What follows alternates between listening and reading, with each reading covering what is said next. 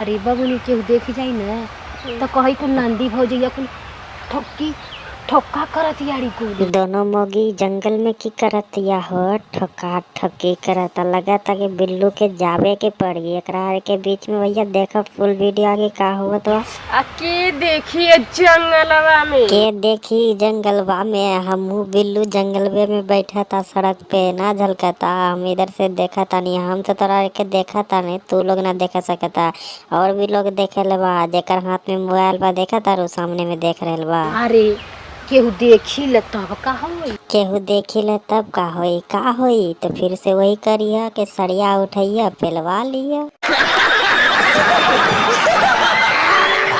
चारों तरफ जंगल जंगल जंगल जंगल बा के देखा था? चारों बगल जंगल बा तो तू का सोचता आगे के देखता? बिल्लू यहाँ पे देखे बैठल बा हाथ के ऊपर हाथ धर के मुलोड़ा ठिंगा के बैठल बा। बबुनी इथे बात सही बा केहू देखी त नाही।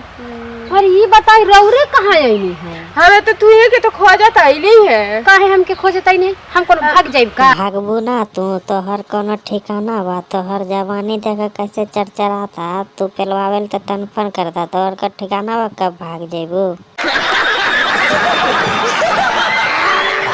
भैया लोग वीडियो बिल्लू का कैसा लगा बेकचोदी वाला कमेंट में बतावे के मत भूली है। चैनल पे नया है तो सब्सक्राइब जरूर कर लिया, पसंद आ गया हो तो वीडियो को लाइक भी जरूर कर लिया।